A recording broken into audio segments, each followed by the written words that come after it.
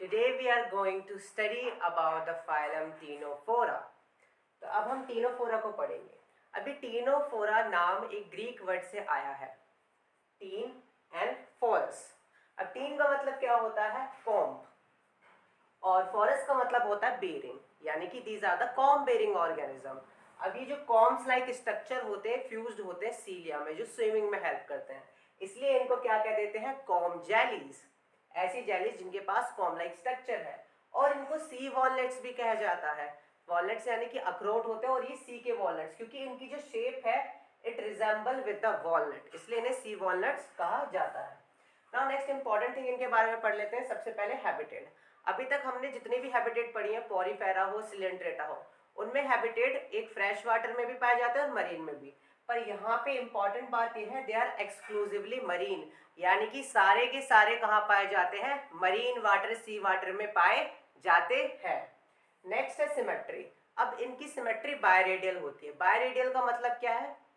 कि कोई भी प्लेन अगर सेंट्रल एक्सिस से पास करता है और ऑर्गेनिज्म को दो इक्वल हाफ में डिवाइड कर देता है, उसको क्या कहते हैं? Radial symmetry. कोई भी प्लेन अगर सेंट्रल एक्सिस से पास करता है, पर अगर वो अबोरल एक्सिस से भी और ओरल एक्सिस, दोनों एक्सिस से कहीं से भी डिवाइड करो, दो इक्वल हाफ मिलते हैं, तो उसको कहते हैं बायरेडियल सिमेट्री।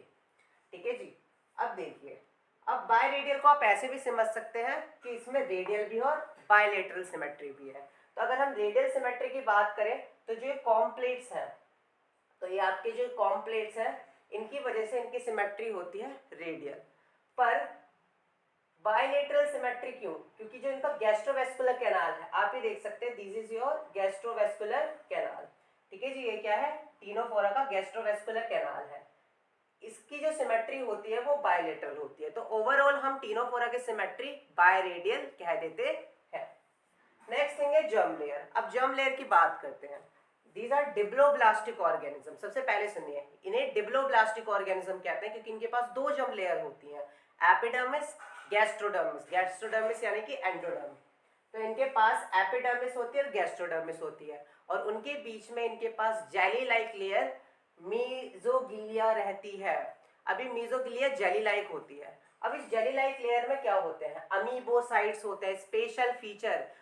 अब आप याद करना कि जो हमने सिलेंट्रेटा पढ़े थे, उनके पास क्या थे? उनके पास न्यूट्रिटिव मस्कुलर सेल थे, इंटरस्टिशियल सेल्स थे। ठीक है जी। पर इनके पास क्या है? अमीबोसाइट्स हैं, जो सिलेंट्रेटा में नहीं होते। उसके अलावा इनके पास मसल सेल और इलास्टिक फाइबर है। इन फीचर की वजह से सिलियंट्रेटा को कुछ बुक में या फिर कभी कभार हम कंसिडर कर लेते हैं ट्रिप्लोप्लास्टिक ऑर्गेनिज्म। ठीक है जी, केवल इन फीचर्स की वजह से। नेक्स्ट है आपके पास लोकोमोशन। अभी लोकोमोशन कैसे कहते हैं? थोड़ी देर पहले ही पढ़ा था कि इनका नाम क्या बताता है कि इनके पास क्या है? कॉम्प्लेट्स। इनके पास 8 वर्टिकल रोज ऑफ कॉम्प्लेट्स रहते हैं। इनके पास 8 वर्टिकल रोज ऑफ कॉम्प्लेट्स रहती हैं, जो किसके साथ फ्यूज्ड है? सीलिया। सीलिया यानी कि हेयर लाइक स्ट्रक्चर के साथ फ्यूज्ड है। और ये किस में हेल्प करती हैं? ये स्विमिंग में हेल्प करती हैं। नेक्स्ट थिंग है बॉडी कैविटी। अब बॉडी कैविटी की हम बात करेंगे। देखो, कैविटी तो बहुत सारी अभी तक आपने पढ़ी होंगी, पर जो हम अब कैविटी की बात कर रहे हैं वो है cavity that is present between the body wall and the gut wall, and it should be lined by the mesoderm. तब उसको सिलोम कहते हैं। तो इनके पास तो ऐसा कुछ होता ही नहीं। इनके पास बॉडी कैविटी एब्सेंट होती है between body wall and the gut wall, इसलिए इन्हें एसिलोमेट ऑर्गेनिज्म कहा जाता है। नेक्स्ट हम आ जाते हैं डाइजेशन पे, दैट इज वेरी इंपॉर्टेंट। अब डाइजेशन देखिए, तो डाइजेशन के लिए हम एक फिगर देखते हैं। ये फिगर है आपकी प्लूरोब्रैंकिया की। तो इनके पास माउथ होता है। अब ये माउथ से ये स्टमक में जा रहा है। अब माउथ को स्टमक से कौन कनेक्ट करता है? फायरिंग्स या फिर स्टोमेडियम। तो स्टोमेडियम है इनके पास, माउथ है जो स्टमक में जा रहा है। अब स्टमक यहाँ से डिवाइड होके कहाँ कहाँ जा रहा है? ट्रांसवर्स कैनाल में। ठीक है जी। और स्टमक कहाँ एंड हो रहा है? यहाँ पर। देखिए, जहाँ पे माउथ होता है उसको ओरल एक्सिस कहते हैं, और माउथ के अपोजिट एंड को अबोरल एक्सिस कहते हैं। तो इनके अबोरल एक्सिस में आप देख सकते हैं एनाल पोर प्रेजेंट है। ये रेड रेड जो दिखाए हुए हैं एनाल पोर है। तो इनके पास 2 एनाल पोर होते हैं, और ये है एनाल कैनाल। ठीक है जी। इनके पास माउथ है, स्टोमेडियम है, स्टमक है, एनाल कैनाल है और एनाल पोर है। तो देखिए, इनके पास क्या क्या होते हैं? इनके पास माउथ है, स्टोमेडियम है, स्टमक है, एनाल कैनाल है और 2 एनाल पोर है। अब इनमें जो डाइजेशन होता है ना वो इनकम्प्लीट होता है, ठीक है जी। अब जो डाइजेशन है दो तरीके का हो सकता है, इंट्रासेलुलर भी हो सकता है और एक्स्ट्रा सेलुलर, सेल के अंदर भी डाइजेशन हो सकता है, सेल के बाहर भी डाइजेशन हो सकता है।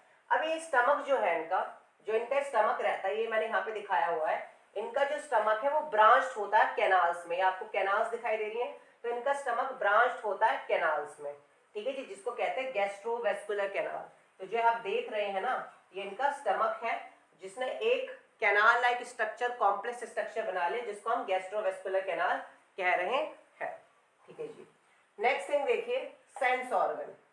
अब सेंस ऑर्गन इनके अबोरल एंड पे प्रेजेंट होता है, और अबोरल एंड कहाँ होता है, अवे फ्रॉम द, या फिर अवे फ्रॉम द माउथ या opposite side of the mouth. तो ये इनका mouth, opposite side of mouth में क्या देखने को मिल रहा है, सेंस ऑर्गन। और ये सेंस ऑर्गन कहाँ लोकेटेड है, दो एनाल कैनाल के या फिर दो एनाल पोर के बीच में लोकेटेड है। यहाँ पे भी देख सकते हैं, ये आपका स्टैटोसिस्ट है, ठीक है जी, जो आपका एक तरीके का सेंस ऑर्गन है, बैलेंसिंग ऑर्गन है। इसके इधर और इधर क्या है, एनाल पोर, तो एनाल पोर के बीच में सेंस ऑर्गन लोकेटेड है।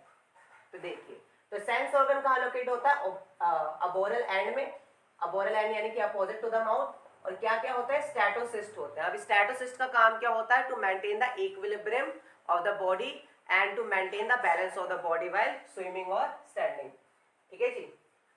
नेक्स्ट है आपके पास रिप्रोडक्शन। अब रिप्रोडक्शन इनमें कैसा होता है, क्योंकि ये हर्माफ्रोडाइट और मोनोशियस है। कैसे है ये, हर्माफ्रोडाइट और मोनोशियस यानी कि बाइसेक्सुअल, मेल और फीमेल एक ही ऑर्गेनिज्म में प्रेजेंट है। तो इनका फर्टिलाइजेशन जनरली, क्योंकि एक्वाटिक ऑर्गेनिज्म है, जनरली इनका फर्टिलाइजेशन कैसा होता है, पानी में, एक्सटर्नल होता है।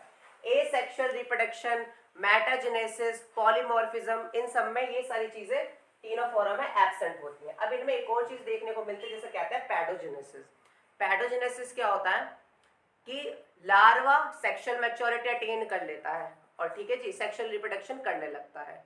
तो अगर सेक्सुअल रिप्रोडक्शन हो रहा है बिफोर अटेनिंग द मैच्योरिटी, उसे पैडोजेनेसिस कहते हैं, जो टीनोफोरा में देखने को मिलता है। ये सब चीजें थी। अब नेक्स्ट आप देखिए स्पेशल फीचर्स। अब इनकी स्पेशल फीचर क्या है, bioluminescence, bio means living, luminescence यानी कि जो लाइट इमिट करता है। तो दोज ऑर्गेनिज्म या those living organism which emit light show the process of bioluminescence. तो टीनोफोरा क्या करते हैं, लाइट को इमिट करते हैं।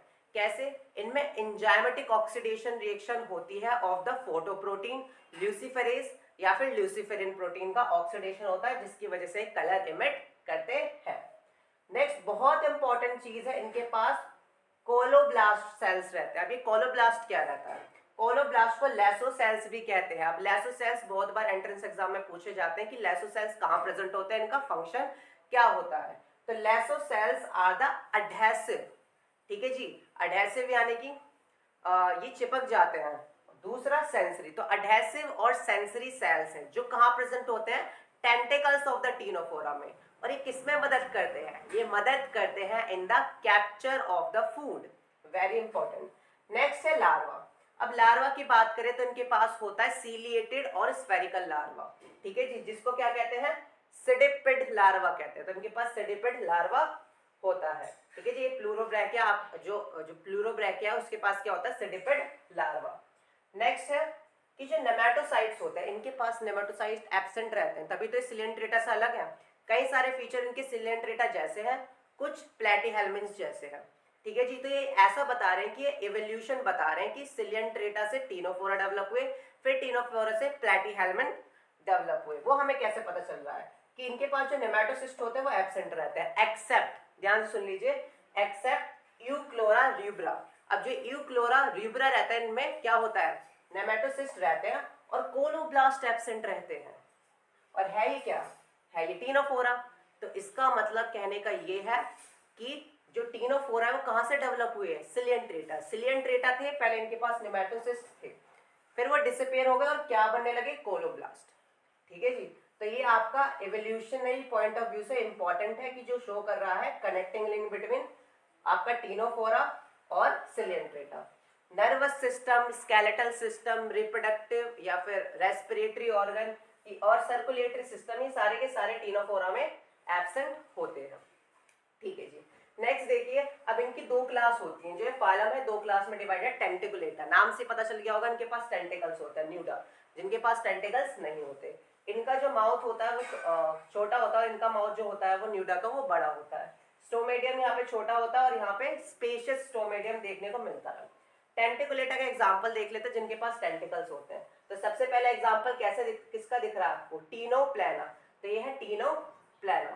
तो टीनोप्लाना देख सकते हैं आपको, कॉम्प्लेट्स देखने को मिल रही हैं, आपको स्टैटोसिस बैलेंसिंग ऑर्गन एनाल पोर देखने को मिल रहा है, और आपको गैस्ट्रोवेस्कुलर कैनाल, ठीक है जी, जो स्टमक ब्रांच पैटर्न बनाती है गैस्ट्रोवेस्कुलर कैनाल कहते हैं। तो ये सब देखने को आपको मिल रहा है। नेक्स्ट एग्जांपल है टेंटिकुलेटा का आपका प्लूरोब्रैकिया, जिसे कहते हैं सी गूजबेरी, बिकॉज इसकी जो शेप है वो गूजबेरी से रिजेंबल करती है इसलिए, ठीक है जी। ये सी गूजबेरी हो गई। दूसरी क्लास क्या है? न्यूडा। न्यूडा का एग्जांपल होता है बेरर। तो होप सो आपको टीनोफोरा समझ में आया होगा। अब मिलते हैं नेक्स्ट लेक्चर में। Thank you for watching.